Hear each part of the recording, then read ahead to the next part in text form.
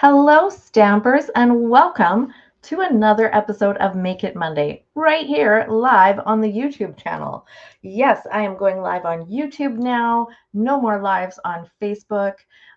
Excited to be here with you, whether you're watching live or on the replay, to remind you that creativity is fun, creativity is good for us, and creativity is for everyone. Yes, even you. All right, let's get started here today. I have a really pretty card to show you. Actually, two different pretty cards. You can see they're made using the same supplies, just a little bit different paper and a different colored cardstock base underneath that. I'm going to show you a little bit later in the video where I got inspiration for that. Hey, Denise, thank you so much for joining me live. That's so exciting. So if you are watching live with me, jump in the comments, tell me where you're tuning in from and what you got up to over the weekend. Did you do any crafting? I hope that you did. I certainly did. I actually was lucky enough to get to go to a regional meeting of the Vancouver Island Stampin' Up demonstrators. We always have so much fun together as a group. And I got so much inspiration, including the card that I'm making today. I actually cased it. Do you all know what CASE stands for? CASE. It stands for copy and share everything. So I cased this card from a card that I got to make at that meeting. And I'm so excited to show it to you. It is an easy but very cool looking card.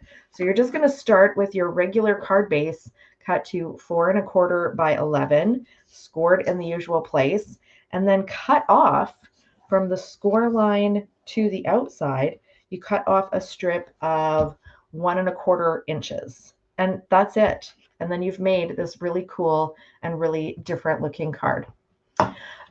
Yes, and yes, Denise. Genevieve Coe was in town for our meeting, which was super awesome. But yes, this is something that the Vancouver Island demonstrators get together and do at least a couple times a year. We just have a lot of fun together, and we do make and takes, we do some business chats, and it's always a wonderful good time. So, and Genevieve Coe, the Demonstrator Development Manager for Canada, was our special guest this time around. So that was really cool as well. All right, so what I have here in front of me is my insert for the card. I'm going to do a little bit of stamping on that, which I don't always do, but today I'm going to, and you should be able to figure out why. It's because this part of the card is going to be visible when the card is closed, right? Because we've cut a piece off there. So I foolishly did not grab a block for this, and now all I've got left is this great big one. Oh well, it'll still work. Hey Suzanne, thank you for tuning in, friend. All right, so I've got this cool crissy-crossy, at least I'm making it crissy-crossy. I don't know what you would call this image. It looks like it's like little stripes. It reminds me of little tally marks, right? When you would go 1, 2, 3, 4, and then cross them out 5. Except none of these are crossed out. They're just tally marks without the cross out. And I think that looks cool on the outside or on the edge of the card where it's going to show through. We are using today 2 different bundles. These are from the Florals in Bloom suite. So we have the Pretty Florals bundle and the Sweet Blooms bundle. And I say bundle because I do have both of the bundles, but you actually just need the stamp set to do what I'm doing today, as well as the beautiful designer series paper. Look at all the gorgeous colors in that paper, right? I love it. Does anybody watching here today have any of the items from this suite, and have you been using them? I'm going to show you in just a moment where you can find this suite. I mean, you can obviously find it online, inkyfingers.ca/shopsu, but you can also find it in your beautiful annual catalog. So let's have a look here. It starts on page 40, the Florals in Bloom Suite Collection. Look at all that gorgeous colors and flowers, and it's just perfect for spring, right? I had to get into some of this spring crafting. It definitely doesn't feel like spring here in Nanaimo on Vancouver Island, BC, Canada, but I'm wishing. I'm ready for spring. I know we're going to get at least a month, probably more, of rain before spring comes for real. Okay, so I have got these 3 Darling Duckling cardstock squares. That's also the same color as my card base here. And I have got 3 basic white squares, and they are a little bit smaller than the yellow ones. So I'm actually going to put all of those aside for right now, and I'm going to do some stamping on these 3 squares. And the stamps I'm using are from mostly the Pretty Florals stamp set, but a little bit from the Sweet Blooms stamp set. And I'm using lots of the colors that are in colors for the current year and for last year. So ones that are retiring in just a few months, and ones that are retiring not until next year. So we're going to be using quite a selection of those. I want to say all of our current in colors all go with this gorgeous, what is it called? Florals in Bloom designer series paper. Oh my gosh, in the -20s there, Suzanne. Whew, that's outrageous. Do you have snow there too? No snow here, thank goodness. Okay, what am I starting with? I have stamps literally everywhere. I'm looking for my little daisy, and there's my little stem. And did I even take out my daisy, or did I forget that? Nope, I took it out. It's somewhere.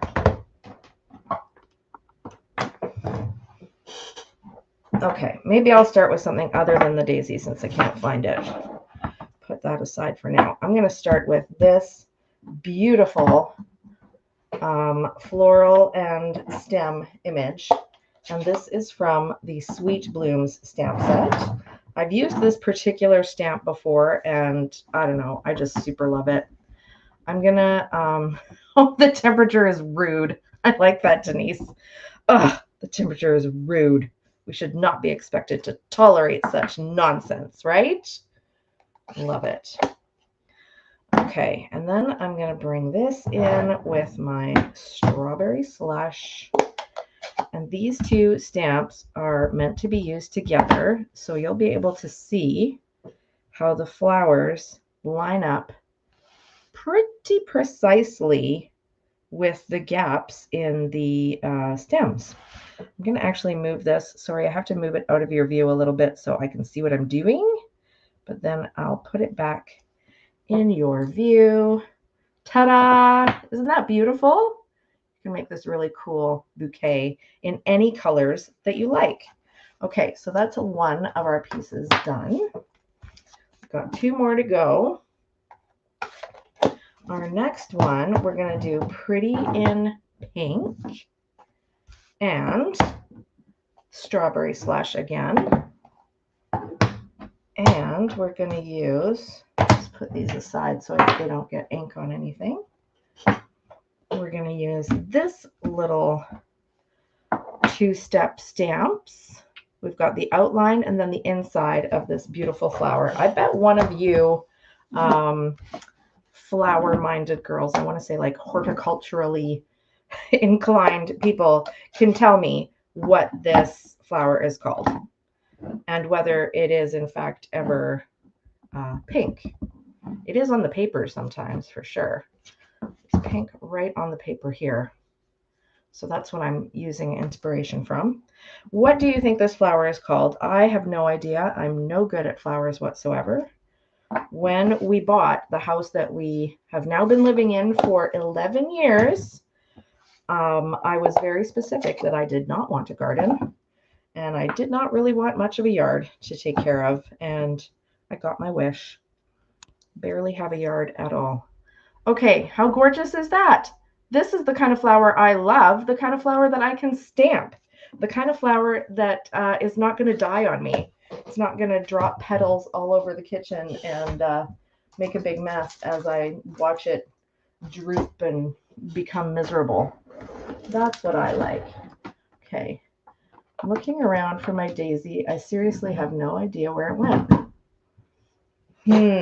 Well, that's mysterious. One last little peek. That's the orange part. Oh